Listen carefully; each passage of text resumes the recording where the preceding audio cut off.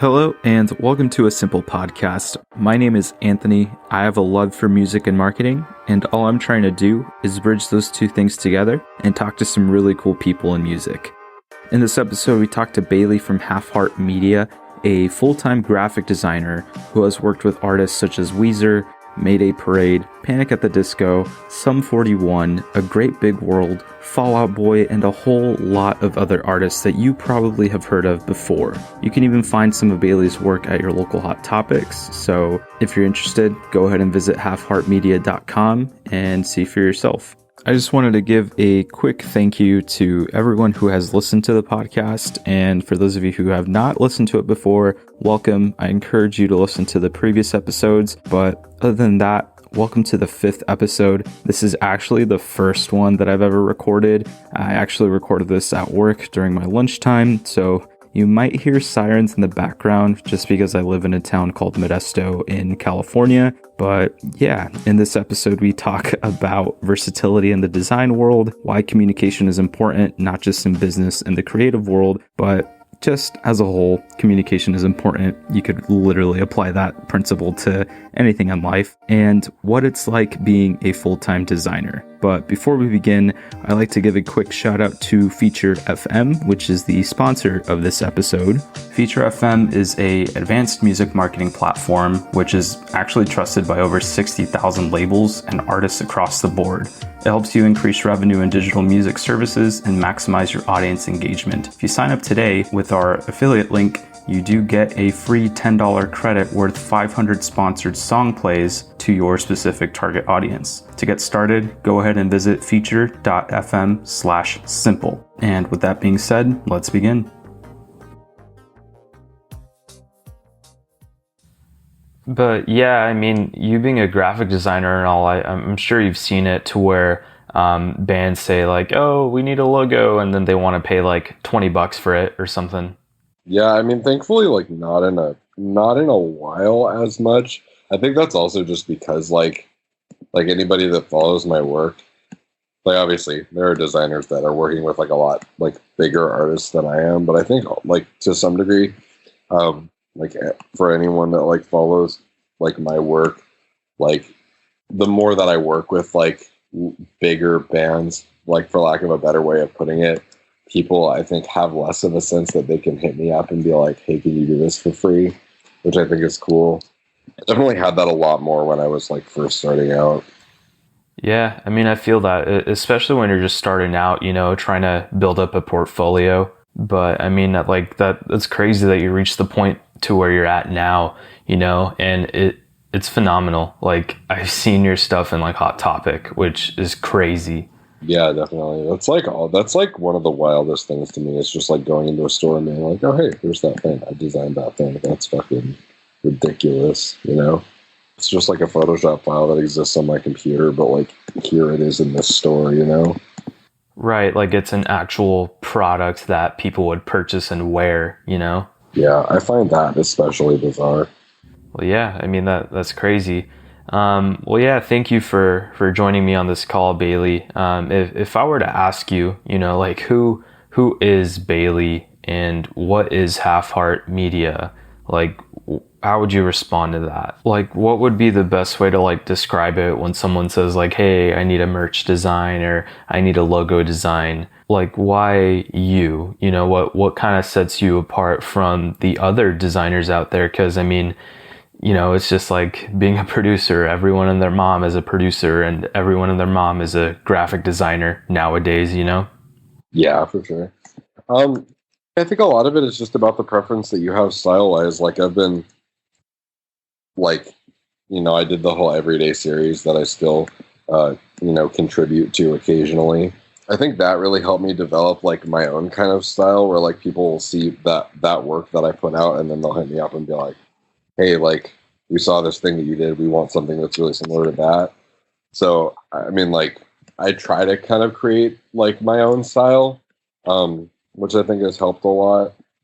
Like, I definitely, like, doing that whole series is one of the better decisions that I have made for my career. I don't know. Another thing that I think is really important, like, kind of unrelated to style, but just in terms of, like, being a good person to work with, and like why I think, hopefully people have a good time working with me, is that like I think that a lot of like a mistake that a lot of designers make, especially like people that are like, wanting to become full-time designers but are kind of just not quite there, is just being really, really on top of communication. Like I'll see posts sometimes where like I think you were aware of it, like that guy, that Scott Cumming guy, where like he would like get hired to do stuff for bands and then just like totally bail out and like take people's money, and just like I think it's one thing, like, I have times where like stuff will happen to me in my life where I need to email my clients and be like, hey, I'm super sorry, like I had to deal with some personal stuff and I'll get you, this work that I'm doing for you, a couple days late or whatever. Right. But I think it's really important always to like let your client know what's going on. Yeah, I mean, communication is key with pretty much anything. I mean, you could kind of go real deep with it, like just outside of music and business, but like just with life and relationships and just being a good person, And yeah, totally. I mean, I saw that post, and if anyone ends up listening to this or it just gets trashed, or this is just us catching up, but for those who don't know who Scott Cumming is, he's some designer that came out of the Chango forum, the Chango Studios Facebook group. Yeah, that dude used to post there kind of like all the time. Like was like, like when I first started designing, there were like a few people where I was like, oh, this guy's work is really cool. Like, and I like didn't have really any sort of sense of style or anything like that at the time. And I really like that dude's work. It was just funny to like look back now and be like, oh, like I'm, where I am. He did a lot of like vector work, right? Like it looked very vectory. I don't know. I'm not a designer, so I can't really. He just has his like a very specific like illustrative style. I don't know how to describe it really, but yeah, I don't know. It's just like, and it bums me out to see people too where I think they're doing like really interesting and cool work, but then like, I mean, maybe he's got something going on in his life where he like that made him have to, bail on everybody. Not that I think it's super justified regardless, but like, yeah, I mean, there's no real justification for doing something like that. I mean, like you said, you've gone through some stuff. I've gone through some stuff that got in the way of my endeavors and my projects, but what I grasped or learned from that, and my mistake was just not being transparent and open and honest with not just myself, but the people that I was working with, and the saying goes, honesty is the best policy, and just making sure that everyone is in the same page and that everyone is aware of what's going on. And I think I saw a post from a different designer the other day as well saying like, hey, if you say that your turnaround time is like 2 weeks or something and something comes up, like just shoot them a message. Don't just leave them in the dark, I don't know. I mean, it's like, I just think about it in the context of like, how would I want to be like treated if I was like, working with somebody, and like, I've hired people to do, things creatively for me besides graphic design, like music videos and lyric videos and stuff like that. And it's just like, I just want to know, it's like, I feel like everybody just kind of wants to know what's going on, We're like, if you hired some dude to like make a music video or something for you, and you just haven't like, or an album cover or whatever, and you just haven't heard shit from him in like weeks, you're going to be like, what the fuck's up with that? If I'm waiting on something and the person messages me and it's just like, hey, sorry, I've got some stuff going on, I will get this to you as soon as I can. I'm like, cool, like that. Like then at least and I think that's like such an important part of it. I mean, at the end of the day, sometimes that's all it takes, just knowing what the hell's going on. But I mean, have you ever dealt with that? Like you mentioned you've gone through some stuff to where you might have to be late on a project. Like, did you ever have a difficult client when it came to that, or were they kind of understanding? How did that, what was that like? Like, has anyone been super mad at you? Were they understanding? I've never really had anyone be like, fuck your personal problems. Like, there's a few people that I guess not that I work with so much anymore, but that I have worked with in the past, where like they would just hit me up and be like, "Hey, are you available? Like, we need this like tomorrow." And like I would just be like, "Yeah, I don't know about that," and like they would just get super like annoyed that I wasn't available to do something like really immediately, and like that sucks. And like a lot of the time, I don't work with those people anymore. There's people who like, I don't know. I feel like there's some people that have a sense of like, I'm spending this money and therefore that like entitles me to like act the way that I want to act and like demand the things that I feel like I should be, getting.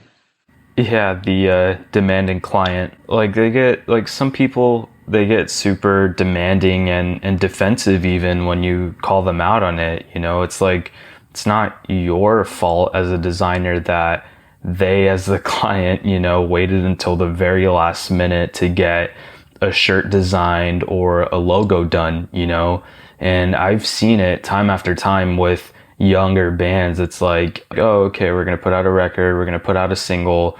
Oh shit, like we need an album art or single art or we need a shirt design. And then they end up just rushing their product and scrambling to get everything together. It kind of varies. Like my experience of like how clients are has changed so much like as my like work progresses. Like I've gotten really good at kind of like being able to tell if a client is going to be like too much of a pain for it to be worth it. Like the more that I like progress and the more work that I do, like I don't know if that sounds like shitty or anything. Like obviously, like I'm not like, it's like if somebody emails me and it's like, hey, I want to hire you, and it's like work that I can handle, I'm not going to be like, no, I won't work with you. But like sometimes you can tell from the email.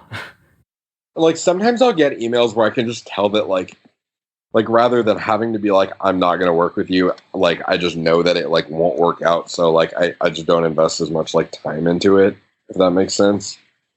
Yeah, that makes perfect sense. Because I mean, like, correct me if I'm wrong, but you're a full-time designer, right? You're able to pick and choose who you work with. Like, you don't have to work with the band that sent a shitty email, or you don't have to go and find clients. They kind of come to you, which some would argue that it's a luxury to be able to pick and choose. Or you're not really like the way I like to call it, thirsting for clients. Yeah, I mean, definitely. Like sometimes, like this time of the year, I'm kind of like I definitely have times where I like I'm not always burdened with so much work that I can like that I'm turning down projects left and right, like at all. Like I've got like 3 or 4 projects that I'm working on right now, and that's it. Like I don't have a ton, but I get enough work in general that like there's some people that I've worked with like in the past where like it just didn't go well, like whether like the communication just wasn't the best, or I didn't feel like they were really respecting my time or whatever. Where like if they contact me, like obviously I won't give you anybody's name specifically because I don't want somebody coming after me on the internet, but there's definitely people where like if they email, like there's this one guy who like I did some work for his band like a couple years ago, and like he just like micromanaged me like insanely heavily the whole way through the project, and like by the end, like the artwork that we ended up with was like fine, but it had like no creativity at all. It was basically just like the guy's idea, and it was really simple. And like he's hit me up a couple times this year to be like, hey, do you think you could do this? And like like quoting him higher than I would, not because like I'm trying to like dissuade him, but just like if I know something is going to like be more of an effort, like we had to go through so many rounds of revisions, like so I'm going to charge him more. Or just like he asked me for some illustration project where like maybe if it was somebody else, I might have tried it, even though it's like illustration isn't my specialty. But for him, it's just easier to like somebody like that. It's just easier to be like, hey, let me refer you to somebody who does that style more easily, because maybe they wouldn't have a problem. Yeah, which that's never a bad thing. And again, at the level that you're at, whether you're turning down work or referring someone else, that's cool of you to do that, But you mentioned that illustrations aren't your specialty. You're more in the realm of photo manipulation and photorealistic album artwork and merch designs, correct? Yeah, I mean, I just never really learned how to draw and like have not gotten to a point where I felt like I actually needed to be good at that to do my job. I mean, a lot of what I do is merch design and I mean, if I could do it, that would be cool, but like I very rarely run into a situation where like I have to work on some merch designs for an artist and I go like, man, I would be able to do this so much easier if only I could illustrate, you know? Especially because like there's such a wide world of vector resources and stuff out there as well. Yeah, I mean, I've seen that a lot with up and coming designers to where they use a lot of those resources, like vectors or stock images out there. And I'm no designer by any means at all, but I mean, from the perspective of not knowing anything about it, and even other people might think too, like, oh, you need to learn how to draw to design a t-shirt, or oh, all I have to do is just cut and paste a bunch of different stock photos, and here I have an album art, but there's a science behind design, right? Like there has to be some creative process, and don't even get me started about the licensing part about stock images, but I mean, it's not just that simple, right? Yeah, I mean, I don't know, it's funny because like people will be like, how did you come up with like the concept for this album cover or whatever? And like honestly, like a ton of the time it's really just that like I was going through some like, sort of like images and resources and I was like, that's cool. I'm gonna save that, and then I like keep going and like find another image where I'm like, oh, I think I can like that, like that'll interact with this image like in a really interesting way, and then they just kind of end up evolving from that point. So like, it's kind of rare that like I go into something being like, I know like exactly what I want to make. As far as the licensing stuff, that's definitely like something I've had to figure out.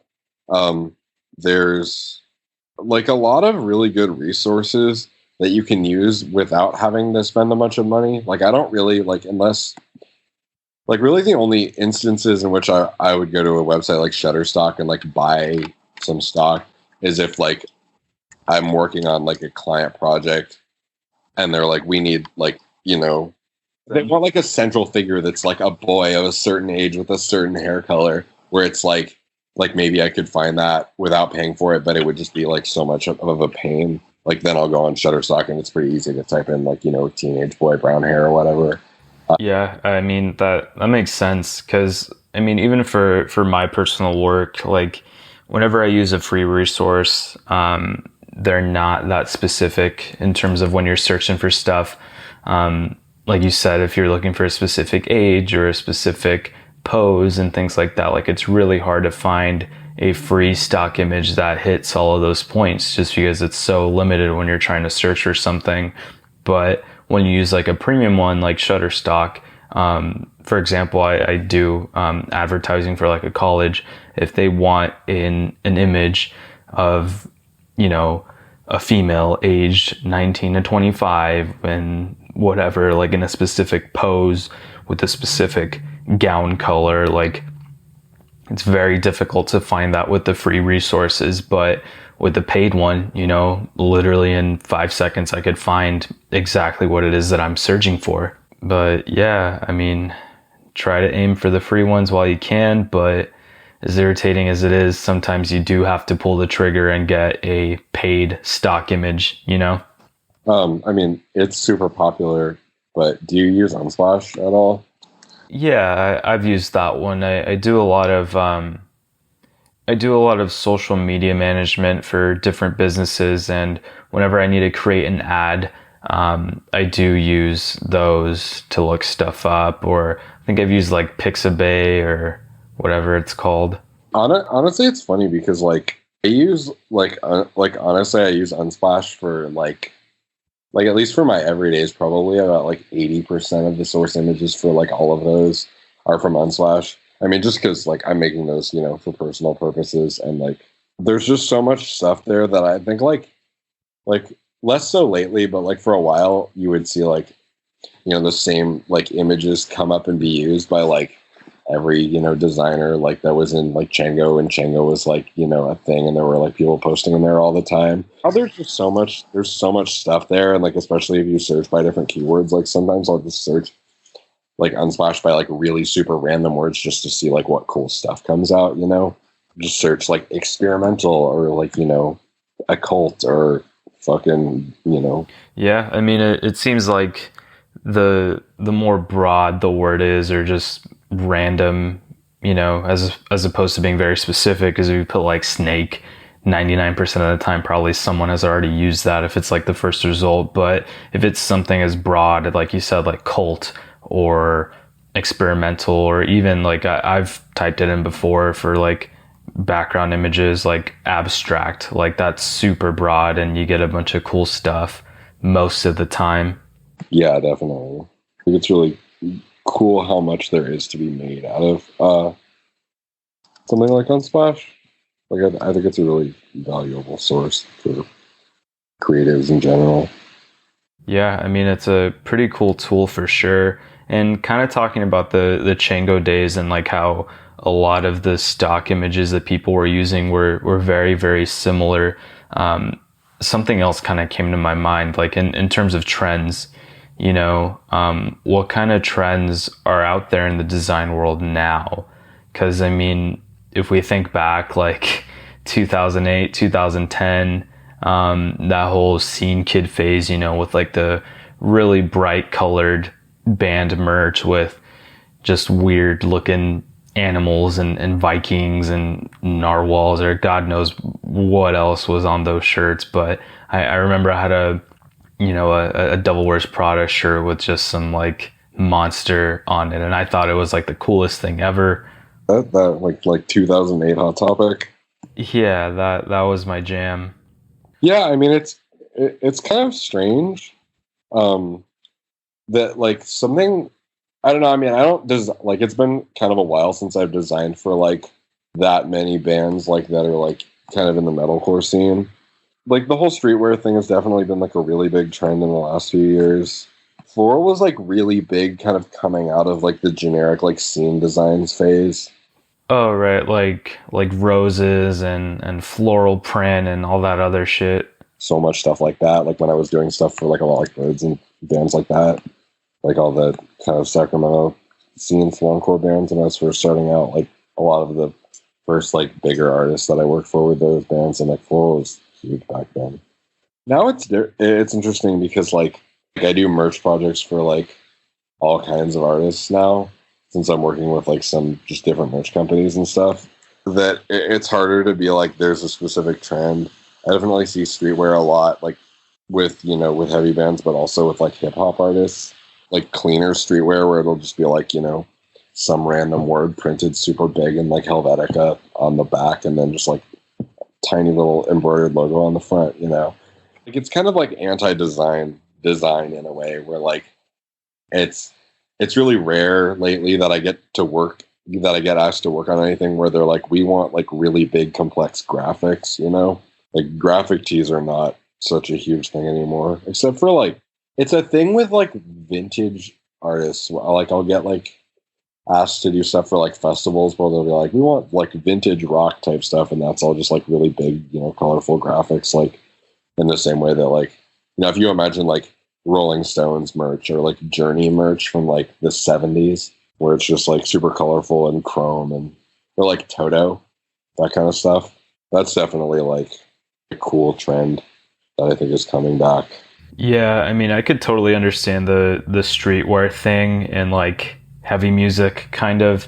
And I mean, the first band that kind of took that on like full force, or I mean, I don't want to say that it was the first, but at least to my knowledge, Silent Planet was kind of the one that really put that in motion. Like those guys, I mean, it looked almost like a clothing brand the first time that I was ever exposed to their merch designs, which that is what streetwear is. Yeah, Garrett like jokes about that on Twitter all the time. Like it just like the whole Silent Planet as a clothing brand has like become like a meme kind of in and of itself. But yeah, I love Silent Planet's merch. They definitely like, I think they're really responsible for like the style of streetwear that's really big with like a lot of like kind of heavier bands now. Like I definitely think you're right that they kind of started that to some degree. Yeah, I mean, I think a lot of bands follow suit right after they kind of saw the success that Silent Planet had with the whole streetwear thing and very simplistic designs that it was a lot of, typography and just like, at the time it was really cool seeing a band like them do something different, Now when I see streetwear-ish merch, it's kind of irritating because it's just a bunch of carbon copies of what they see to be successful from Silent Planet, But I mean, like, even beyond heavy music, like even in the hip hop scene, I'm not super invested in that or EDM, but hell, if I didn't know any better, if you were to put like a Silent Planet shirt next to some random hip hop artist that does streetwear-esque merch designs and a popular streetwear brand, like put all three of those side by side by side, you would not be able to tell who's a band and who's a clothing brand, Yeah, I mean, I think that like I'm not really sure where the streetwear thing came from initially.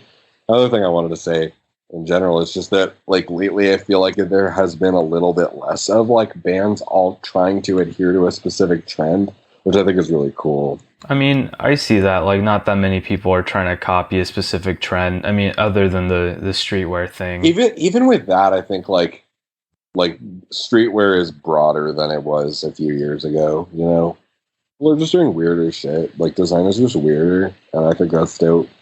Yeah, I mean, designers are definitely doing some wild stuff now, but I mean, it was even different. I mean, I think a little bit when people were doing like the Japanese style stuff on their merch designs. I see some bands still do that now, but that was interesting. Yeah, for sure. That was definitely a thing, especially I think within like the metalcore scenes, like in a way that it was not like I don't see that as much like as far as like hip hop streetwear goes.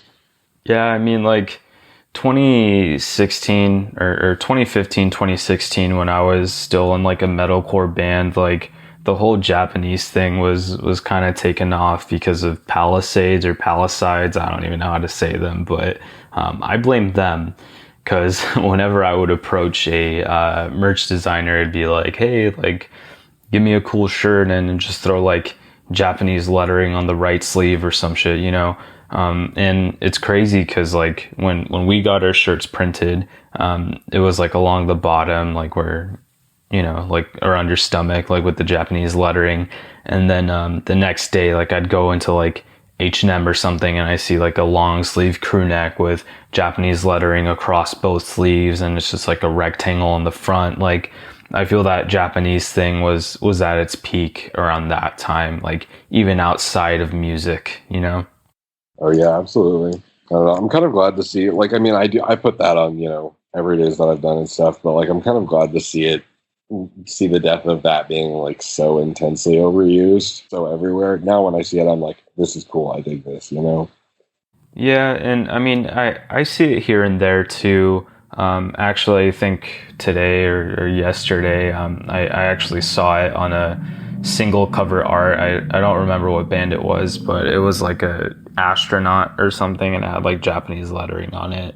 Oh yeah, that makes sense. Yeah, and I mean, like the other thing I wanted to get your take on too, like most people understand the importance of creating a brand around your project and how design is important, but to get to that point, it's very rare for a band or an artist to develop a brand around their music. And for you as a designer, if someone were to come to you and say, hey, like I need a logo, or I need a merch design or an album art, a piece of album art design, like what is that creative process like? Like how do you develop a brand out of an artist? Like even in my experience, when I reach out to a designer, I'm like, hey, I want a design, but I don't really have any like concepts or ideas of what exactly I want. Like how does one find their brand? you know? Yeah, I mean, it's interesting. I think like for me, luckily, I don't have to do that much of like doing people's branding for them. Like for like you asked specifically, like if a band comes to me and it's like, hey, we want like some merch designs, but like we don't know what we want, like how I would handle that. That I think it's cool because I think it's pretty easy to find out from people what they like, even if they don't have like a specific concept. So like usually if like a band messages me and it's like, hey, we need some merch designs, like we don't know what we want, I'll be like, okay, well here, you look at my website and like send me some of the designs from here that you think are cool. And then, usually from that I can get like a pretty good idea of like aesthetically what appeals to them. So then I can be like, hey, what about something like this? And then they'll be like, oh yeah, cool. Like we couldn't have put that into words, but like you're right, that does make sense. That seems like the good thing for us, I mean, I can see that, like, based on your previous work, you could kind of gauge what exactly it is that they're looking for, you know? But, I mean, on the other hand, have you ever ran into where, like, they send you a couple of, like, reference merch designs or whatever design they're trying to get, and then it's like, oh, no, like, after you do the design, it's like, oh, that's not what we were looking for, you know? Like, have you ever ran into that to where they're unhappy or they're like, hey, this doesn't really feel the vibe of our music? And is that a thing, you know? Because I feel kind of indifferent towards that, you know, like how merch designs fit the vibe of like a song or a sound or something. What, just the idea of like the vibe of merch designs fitting the vibe of music? Yeah, like I've never really understood that. I definitely think it's a thing. It's kind of nebulous. Like I think, like the degree to which it exists, like to me, is just that like I think you have to consider like certain qualities of like music when you're trying to figure out like how to like visually represent it. Like if you imagine music on a spectrum from like really like peaceful and like ambient to like really in your face, loud and aggressive, or like on the one hand, like on one end you have like Bon Iver or something like that, and then the other end you have like Greyhaven or like Every Time I Die, like a band like that. Like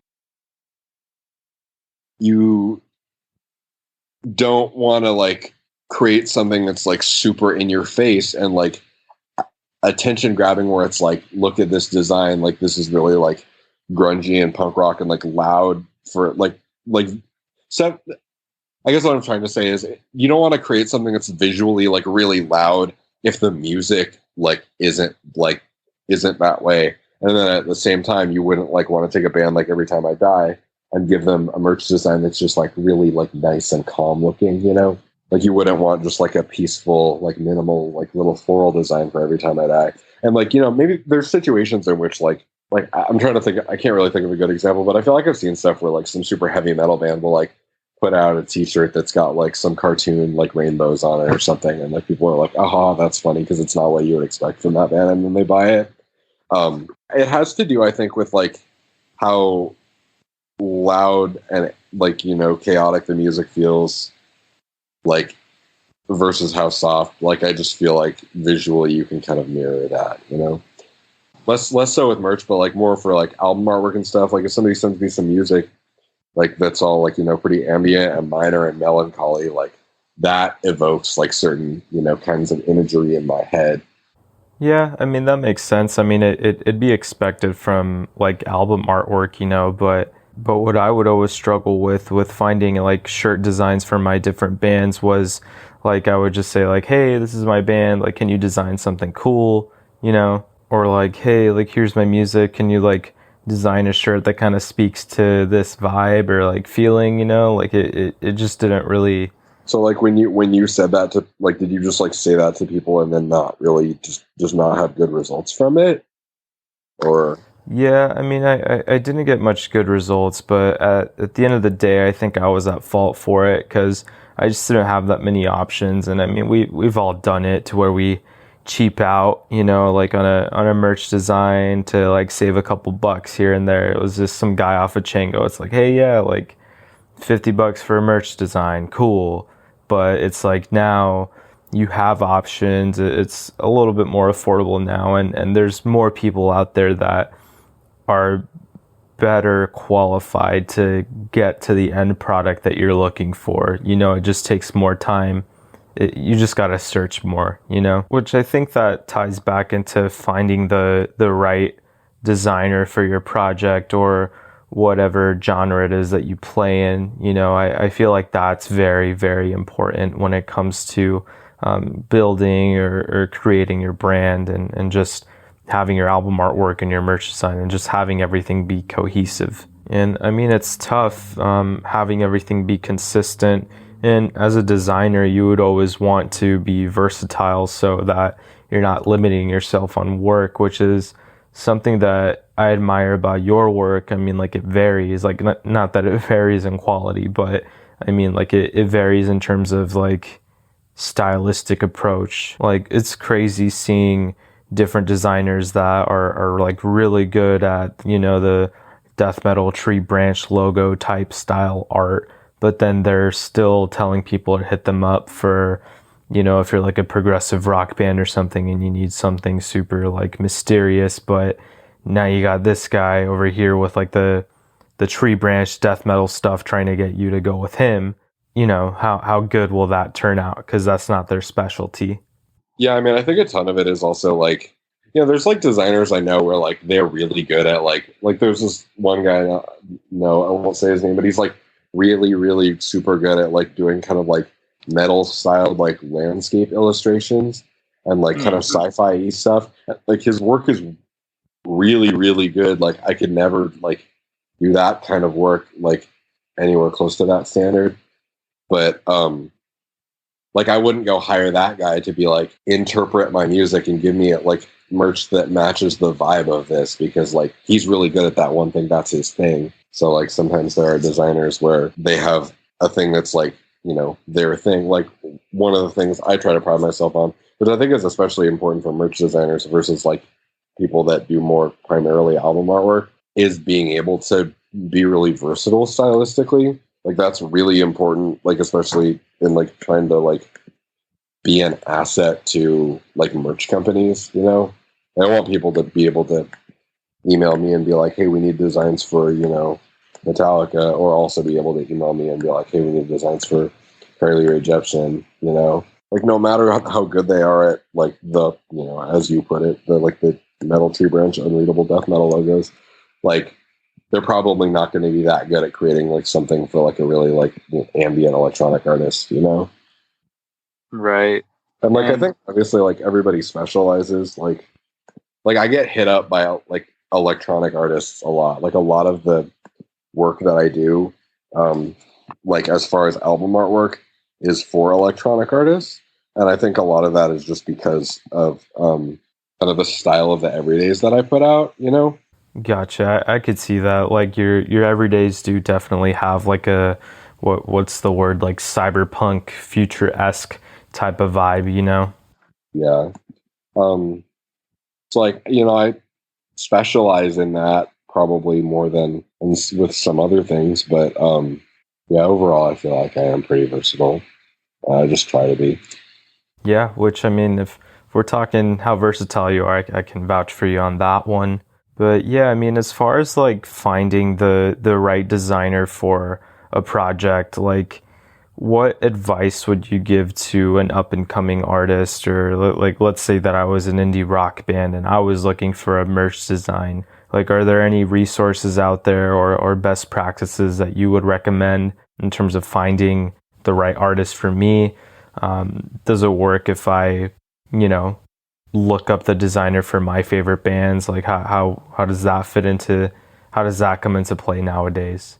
I mean, I don't know. It's weird because like I like obviously being a designer, I know more designers than most people. So I'm like, oh well, I would just I would know who to hire depending on what style I was looking for. But I think there's a lot of online groups that you can go to where like obviously everybody who's a designer, especially like that's freelancing, is super eager to get their work out there. So if you post, like I think it's just about trying to find somewhere where like those designers exist, and then just posting something like, "Hey, I'm looking for a designer," and you can, you'll get a lot of submissions through that. As far as like you said something about trying to like hire the person that designed like a similar band to your band's merch, like that can be effective. But I think like rather than trying to like be like, oh, this band has this merch, so we should have this merch too, like hire a like maybe like find a band whose merch you really like, and then try to find the designer who did that, rather than just blindly going with like, oh well, Neck Deep, like if you're a pop punk band, Neck Deep's merch looks like this, so we have to hire whoever designed Neck Deep's merch. Like if you don't feel like that represents you, don't just do it because you feel like you should be presenting the same image as Neck Deep, because then you're just not gonna get anywhere in terms of trying to be an individual artist. Yeah, I mean, at that point, it's like you're trying to sound like that band, and now you're trying to get the same merch as them, Yeah, I don't know. It seems like a weird place to come at being an artist from. Like I've been trying to figure out how to brand Hi Mom for like our next release cycle for like ages, and like I still have no fucking idea. Last thing we did the whole like balloon confetti like pastel aesthetic thing, but that's not. It doesn't represent like the new sound that you guys are going for. Yeah, I mean the whole record now is darker for sure.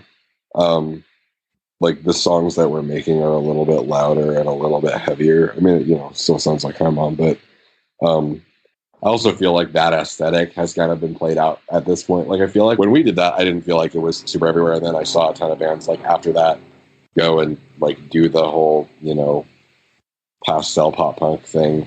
It's Neck Deep, right? That did that recently. Like they have like the pink balloon pastel type stuff. Like there's a bunch of stuff like that.